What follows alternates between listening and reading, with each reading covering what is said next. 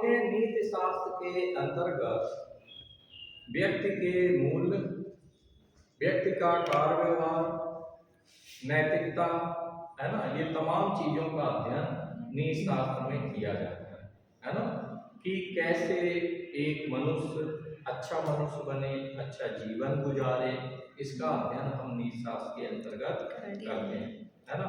आप देखें प्रारंभिक समाज में या जो भी प्रारंभिक जो हमारे पॉलिटिकल साइंटिस्ट हैं, सुकरात है या प्लेटो है, अरस्तु है, ये सभी की चिंता का विषय रहा कि नीति शास्त्र को कैसे लागू किया जाए, और राज्य का अध्ययन उन्होंने नीति शास्त्रीय दृष्टिकोण से किया।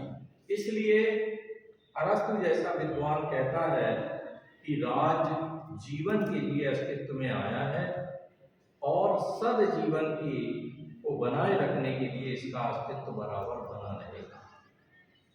यानी state came into existence for life and it should be continued for good life. किसके लिए जारी रहेगा इसका अस्तित्व? अच्छे जीवन के लिए इसका अस्तित्व बराबर बना रहेगा।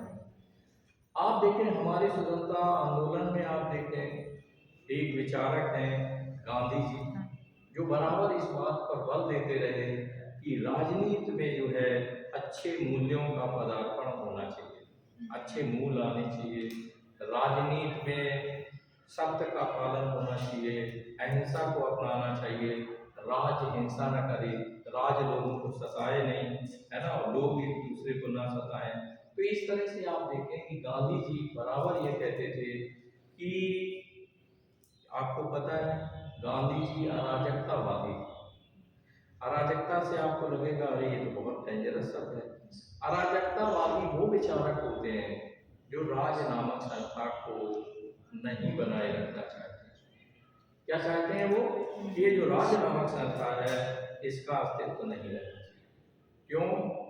क्योंकि उनका मानना ये रहता है कि राज नामक इस संस्था ने बराबर राज्य के नाम पर लोगों के साथ अत्याचार किए, है ना।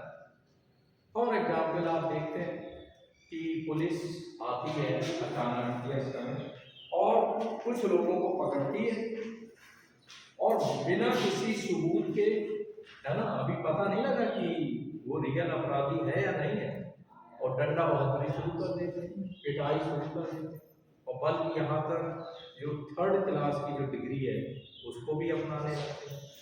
तो यहाँ आप देखें, और राज्य के तहत आर्मी को राइट मिल जाता है। जब दूसरे देशों के साथ युद्ध होता है तो किस प्रकार से आप देखें निहत्थे लोगों पर सेना गोली बरसाती। अभी हम लोग देख रहे हैं रूस और यूक्रेन में जो कुछ चल रहा है, किस तरह मानवीय आबादी के ऊपर बम गिराए जा रहे हैं, होटलों पर बम गिराए जा रहे हैं, इवन अस्पताल में जहाँ मरीज भर्ती हैं उन पर बम गिराए जा रहे हैं। तो ये राज्य क्या कर रहा है? निर्दोषों को मार रहे हैं। तो इसलिए गांधी जी चाहते थे कि ये राज नामक संस्था को समाप्त कर देना चाहिए, है ना। तो आप देखें जो नीति शास्त्र है इससे अभिप्राय है शिक्षा से कि जो अच्छे मूल्य हैं वो बने रहने चाहिए और अच्छे मूल्यों को बढ़ावा दिया जाना चाहिए। आप पीछे हमने जो आपको बताया था ये व्यवहारवादी आंदोलन, इसने एथिक्स को किनारे कर दिया कि हम एथिक्स पर नहीं बदलेंगे, हम बिल्कुल प्राकृतिक विज्ञानों में जिस तरह से व्यवहार गणित में किया जाता है, फिजिक्स में किया जाता है, केमिस्ट्री में किया जाता है, वैसे ही करेंगे। अच्छा आप लोग ये बताओ, क्या मानवीय जीवन में प्राकृतिक विज्ञानों की तरह प्रयोग किए जा सकते हैं? जैसे वहाँ हाइड्रोजन ऑक्सीजन मिलाया तो पानी बन गया, है ना। अब यहाँ इतने लोग बैठे हुए हैं, क्या सभी का व्यवहार एक जैसा है? तो अगर प्रयोग करेंगे तो क्या वाटर बनेगा? या सी कार्बन और ऑक्सीजन मिलाकर कार्बन डाइऑक्साइड बना सकते हैं? नहीं बना सकते हैं। तो पता ये लगा कि मानवीय व्यवहार में मूल्यों का रहना बहुत ही जरूरी है ना। मूल्यों से रहित गांधी जी कहते थे मुझे ऐसा स्टेट, ऐसी सरकार नहीं चाहिए जो मूल परक न हो, जो वैल्यू बेस्ड न हो। तो तो वैल्यूज का होना बहुत ही जरूरी है। तो आप देखें बहुत सारे पॉलिटिकल थिंकर्स हैं, प्रारंभिक तो हैं, ग्रीन भी इस बात पर बल देता है ना, कि राजनीति में मूल्यों को, और बल्कि राजनीति मूल पर ही होना चाहिए, नैतिकता पर बेस्ड होनी चाहिए, नेताओं के कुछ उसूल होने चाहिए जिनके आधार पर वो व्यवहार करें, है ना। ये नहीं होना चाहिए कि एनी हाउ किसी भी तरह से वो डिक्टेटरशिप थोप दे, है ना। स्वतंत्रता, समानता, भाईचारा, न्याय, ये तमाम जो रूल हैं इनका अनुपालन हमारे नेताओं को करना चाहिए, लीडरशिप को करना चाहिए। तो आप देखें राज कैसे अच्छा बने, ये नीति शास्त्र की विषय वस्तु है ना।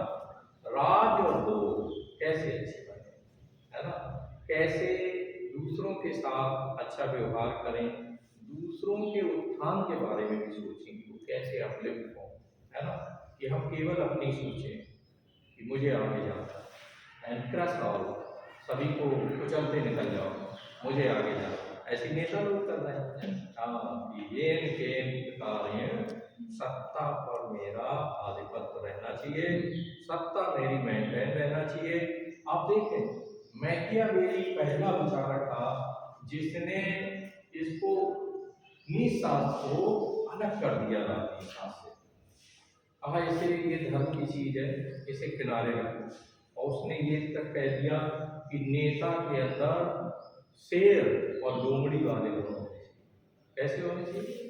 शेर की तरह बहादुर और लोमड़ी की तरह चालाक होना चाहिए, है ना। और इस तरह आप देखें उसने जो महिमा मंडित किया राजनीति को इस तरह से। तो आज मैकियावेली की अगर थोड़ी तारीफ होती है तो उसके आलोचक भी बहुत ज्यादा है कि उसने राजनीति से एथिक्स को हटा दिया, नीति शास्त्र को हटा दिया, है ना। और भाई जाहिर है लोमड़ी जैसा व्यवहार, वो कहता है कि विपक्षी को मार दो, है ना, और मारने के बाद सांत्वना जताने के लिए उसकी डेड बॉडी के पास जाइए और घड़ियाली आंसू आए, क्या करिए कि हाँ इस तरह से। तो यहाँ हम पाते हैं कि उसने अपने को बचाने के लिए जो उसकी पुस्तक है, कौन सी पुस्तक है Machiavelli? The Prince. The Prince. The Prince में उसने सारे सीक्रेट लिखे। और आज हमारे जो नेता हैं वो कार व्यवहार में दो लोगों का अनुपालन करते हैं, एक कौटिल्य का और दूसरा मैकियावेली का। गांधी जी को तो गाली देते हैं कि आपका नाम जो है वो संत थे, और संतों का जो है राजनीति में इनकी जरूरत नहीं है, इनका काम नहीं है। तो चले आगे एक विषय और आता है जो है